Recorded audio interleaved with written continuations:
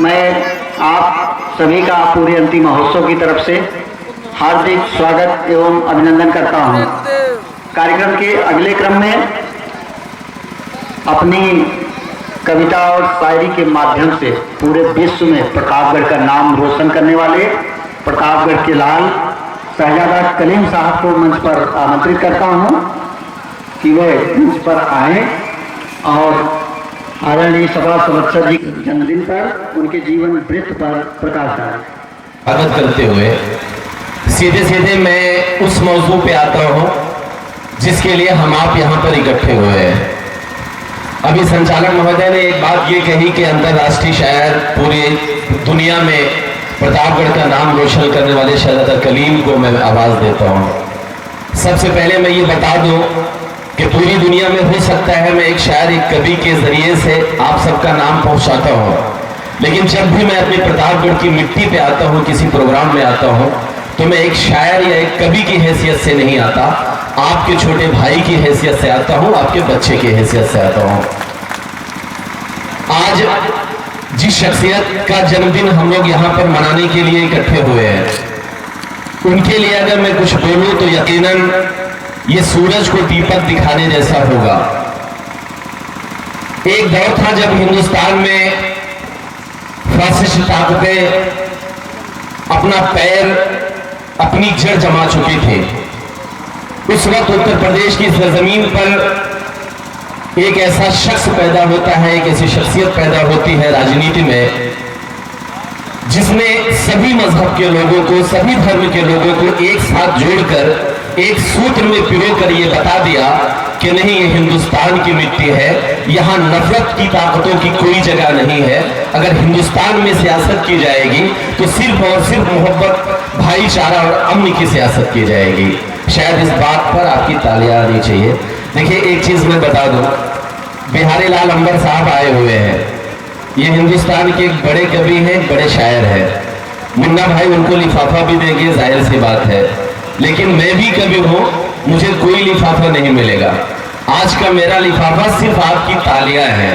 और प्रतापगढ़ वालों, मेरे अपनों, ये तालियां इतनी कमजोर नहीं होनी चाहिए कि मुझे लगे कि मैं कहीं ऐसी जगह आया हूं जहां जिंदा लोग बैठे हुए हैं। इसलिए पूरी महफिल एक बार मुझे बता दे, तालियां बजाकर बता दे। मैं अर्ज ये कर रहा था कि मुलायम सिंह यादव साहब ने यह बता दिया पूरे देश और दुनिया को कि हिंदुस्तान में, उत्तर प्रदेश में अगर सियासत की जाएगी तो सभी मजहब और जाति और धर्म के लोगों को लेकर की जाएगी। मुन्ना यादव भाई का भी आज जन्मदिन है। मैं ढेर सारी मुबारकबाद उन्हें देता हूं, और इसलिए देता हूं क्योंकि मुलायम सिंह ने जो सिद्धांत बनाया था लोहिया और अंबेडकर का, वो इसलिए बनाया था क्योंकि हिंदुस्तान की तहजीब ये है। शास्त्री जी बैठे हुए हैं, भैया राम जी बैठे हुए हैं, उन सबकी हाजिरी में बड़ी जिम्मेदारी के साथ एक बात कहता हूं। हिंदुस्तान की यह तहजीब है कि जब कभी किसी जब्बार का इंतकाल होता है तो पड़ोस का गंगादीन कब्रिस्तान के बगल हाथ बांधे तब तक खड़ा रहता है जब तक कि जब्बार की मैयत को दफना नहीं दिया जाता। हिंदुस्तान की तहजीब यह है कि जब कोई जुबैदा अपने ससुराल के लिए रुखसत होती है तो अपने बाप के कंधे से लिपट कर रोना भूल जाती है, लेकिन पड़ोस के अलगू काका के कंधे से लिपट कर रोना नहीं भूलती। इस तहजीब को जिंदा किया मुलायम सिंह यादव जी ने। मैं तो सिर्फ इतना कहना चाहता हूं, जन्मदिन मनाना, यौम पैदाइश मनाना ये कोई बहुत बड़ी बात नहीं है। और इसलिए बात नहीं है मुन्ना यादव साहब क्योंकि ये तो एक रस्म जहां है जो अदा होती है, वरना सूरज के कहां सालगिरह होती है, वरना सूरज के कहां सालगिरह होती है।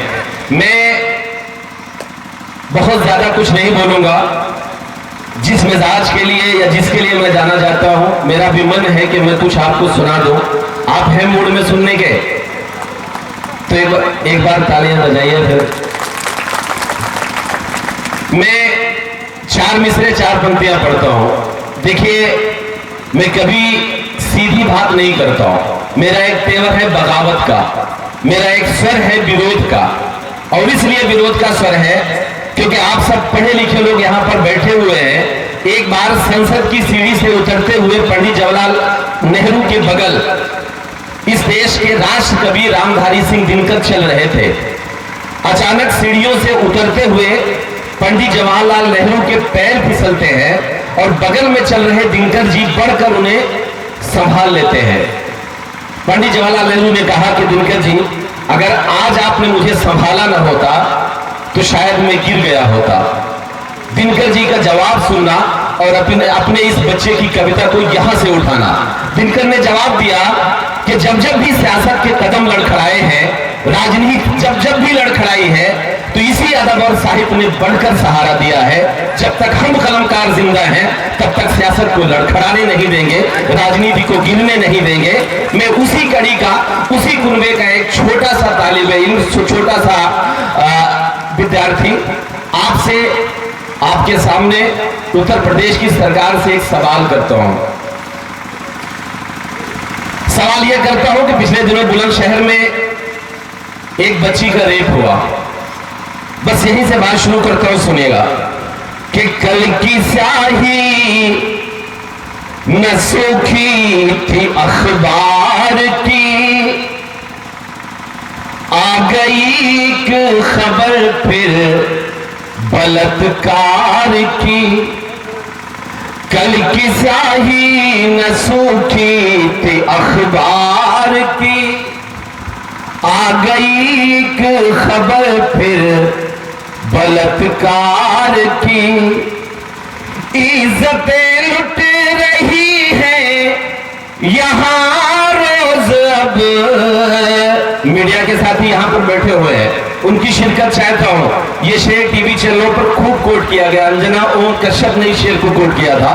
मैं पढ़ता हूं कि कल की स्याही न सूखी थी अखबार की, आ गई एक खबर फिर बलात्कार की।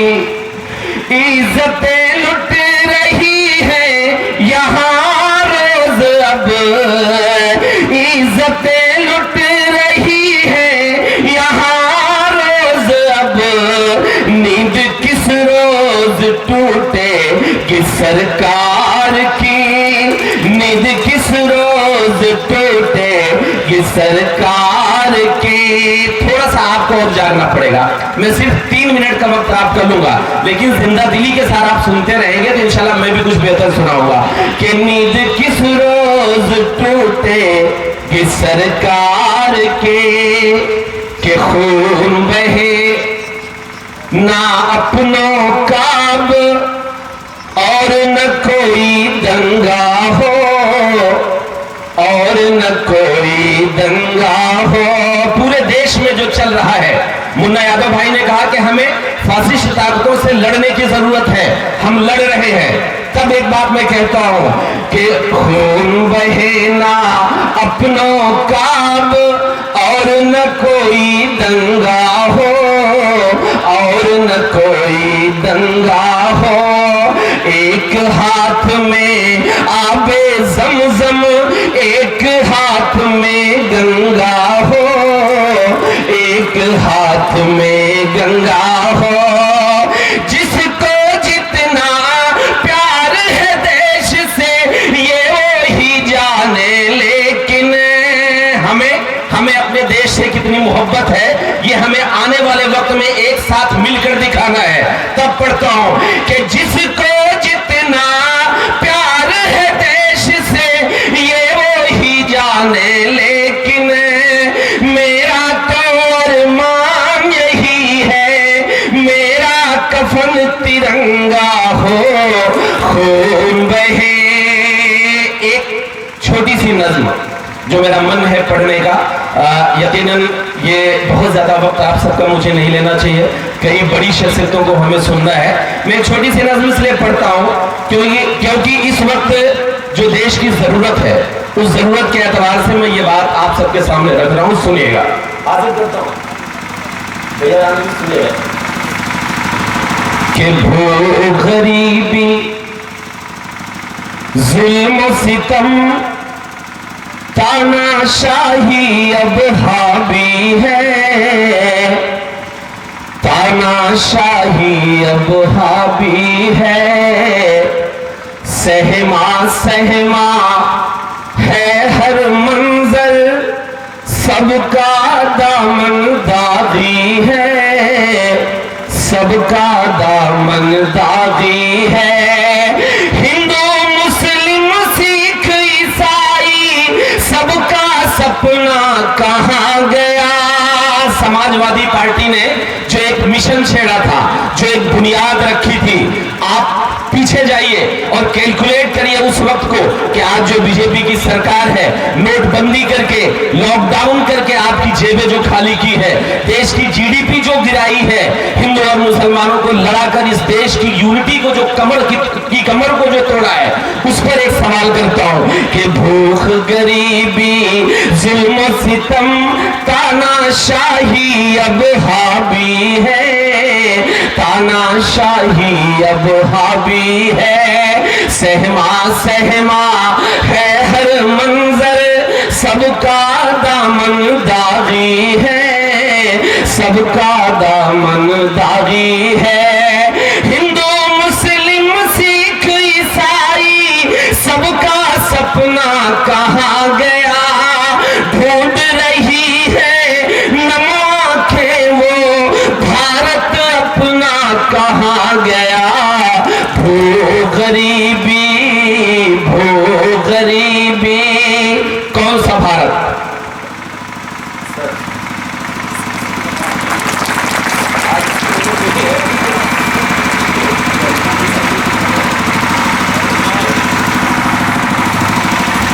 ये इन सब का प्यार है, लेकिन आज माला की जरूरत नहीं है। मैं आप सबका बच्चा हूँ, आपका बेटा हूँ, तो बस जो कुछ भी टूटा फूटा मेरे जहनों में है, जो कुछ भी मुझे आता है, मैं वो सुना देता हूँ। लेकिन अगर मेरा सवाल जायज हो तो बस 2 मिनट आप जुड़ के सुन लीजिएगा। मीडिया के साथी बैठे हुए हैं, सबसे बहुत जायज सवाल मैं कर रहा हूँ कि हिंदू मुस्लिम सिख ईसाई सबका सपना कहाँ गया। ढूंढ रही है नमाखे वो भारत अपना कहाँ गया। भू गरीबी कौन सा भारत। सुनिएगा कि जिस भारत की मिट्टी में आबे गंगा की अजमत थी, जिस भारत के सीने में हर एक की खातिर चाहत थी, जिस भारत के घर की जीनत मरियम अजमत सीता थी, जिस भारत के दिल में कुरान और होठों पर गीता थी, अशफाकुल्ला बिस्मिल का वो सूली चढ़ना कहाँ गया। एक शख्स मुसलमान और दूसरा ब्राह्मण एक ही थाली में खाना खाते थे और हंसते हंसते इस देश के लिए कुर्बान हो गए, फांसी पर लटक गए। तब पढ़ता हूं कि अशफाकुल्ला बिस्मिल का वो सूली चढ़ना कहाँ गया, सूली चढ़ना कहाँ गया। अशफाकुल्ला बिस्मिल का वो सूली चढ़ना कहाँ गया। ढूंढ रही है नमाखे वो भारत अपना कहाँ गया। भू गरीबी आखिरी बात जिसके लिए मैं माइक पे आया हूं। मीडिया के साथी मुन्ना भाई, शास्त्री साहब, भैया राम भाई, इरफान भाई, सईद भाई, सबको शरीक करते हुए मौलाना सलमान साहब, एक गुजारिश, एक विनती मैं आप सबसे करना चाहता हूं। मजहब या धर्म हमारी आस्था की चीज है, वो हम इबादत करते हैं अपने तरीके से, आप इबादत करते हैं अपने तरीके से। लेकिन अगर इस देश की तहजीब को बचाना है, अगर इस देश को बचाना है, तो इस देश के हर धर्म के मानने वालों को एक साथ मिलकर अपने देश की लड़ाई को लड़ना पड़ेगा। इसलिए लड़ाई को लड़ना पड़ेगा क्योंकि आज के 100 साल पहले एक शायर ने एक शेर कहा था हिंदुस्तान के लिए। शेर ये कहा था कि सारे जहां से अच्छा हिंदुस्तान हमारा, हम बुलबुलें हैं उसकी ये गुलसिता हमारा। लेकिन उसी शायर ने जिसने ये कहा था कि सारे जहां से अच्छा हिंदुस्तान हमारा, उसी के 10 दिन बाद उसी शायर ने एक बात कही थी, और वो बात ये कही थी कि वतन की फिक्र कर नादा, मुसीबत आने वाली है, तेरी बर्बादियों के मशवरे हैं आसमानों में, और न संभलोगे तो मिट जाओगे हिंदुस्तान वालों, तुम्हारी दास्तां तक भी न होगी दास्तानों में। तब एक गुजारिश मैं आप सबसे करता हूं, आपका बच्चा होने के नाते पूरा देश घूमता हूं, लेकिन हमारी अपनी जिम्मेदारी है।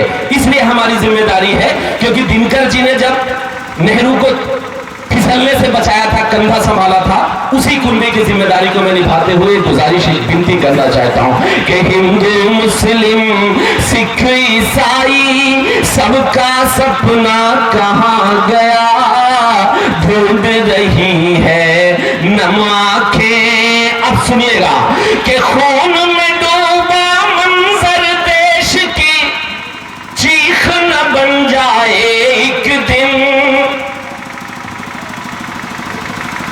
आ जाइए सर जल्दी से। चलिए हमारे मेहमान आए, वक्त पे आए, शायद हम ही लोग पहले शुरू हो गए थे। आइए बैठे, एक बार इनके लिए तालियां बजा दीजिए।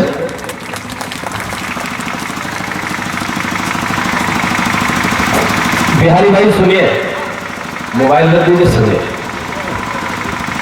कि ढूंढ रही है नम आंखें वो, भारत अपना कहां गया, भारत अपना कहां गया। सुनिएगा मैं जो बात कहना चाहता हूं। भैया सर हमारी दुकान चलने दीजिए, चल रही है ठीक ठाक। अच्छा, हिंदुस्तान का आदमी ये बर्दाश्त कर नहीं पाता कि किसी दुकान चले, वो फोटो लेने लगे। चलिए कि ढूंढ रही, एक्चुअली हम लोग भी यही खेल करते हैं, लेकिन बस वही हाल है कि आज रजिया फंसी गुंडों में। तो कि ढूंढ रही है नम आंखें वो, भारत अपना कहां गया, भारत अपना कहां गया। से सुनिएगा, अगर आपका बच्चा एक जायज विनती कर रहा हो आप सबसे, तो मेरा साथ दीजिएगा, मुझे आशीर्वाद और दुआ दिया गया कि खून में डूबा मंजर देश की चीख न बन जाए एक दिन, ये अपनी तहजीब कहीं तारीख न, ये अपनी तहजीब कहीं तारीख न बन जाए एक दिन। हिंदू मुस्लिम के झगड़ों में यूं ही घर बट जाएंगे, हिंदू मुस्लिम के झगड़ों में यूं ही घर बट जाएंगे। धीरे धीरे हम इतिहास के पन्नों से मिट जाएंगे। तब इस टूटे बिखरे मुल्क का नाम बताओ क्या दोगे, आने वाली नस्लों को पैगाम बताओ क्या दोगे। अब शायद मैं सबसे दुख जताने वाली बात कहने जा रहा हूं, सुनिएगा कि हिंदू मुस्लिम के झगड़ों में यूं ही घर बट जाएंगे। धीरे धीरे हम इतिहास के पन्नों से मिट जाएंगे। तब इस टूटे बिखरे मुल्क का नाम बताओ क्या दोगे, आने वाली नस्लों को पैगाम बताओ क्या दोगे। पुरखों की इस मिट्टी की पहचान कहां से लाओगे, मुझे बताओ फिर ये हिंदुस्तान कहां से लाओगे। काशी घाट पे बिस्मिल्लाह का माला जपना कहां गया, माला जपना कहां गया। काशी घाट पे बिस्मिल्लाह का राग वो जपना कहां गया। ढूंढ रही है नम आंखें वो, भारत अपना कहां गया। भू गरीबी, भू गरीबी। बहुत बहुत शुक्रिया आप सब। सबने मुझे झेला। मैं चाहता हूं कि एक बार मुन्ना यादव भाई की इस मेहनत के लिए और अपने नेता की जन्मदिवस के लिए सारे लोग हाथ उठा के तालियां बजा दें एक बार। बहुत बहुत शुक्रिया।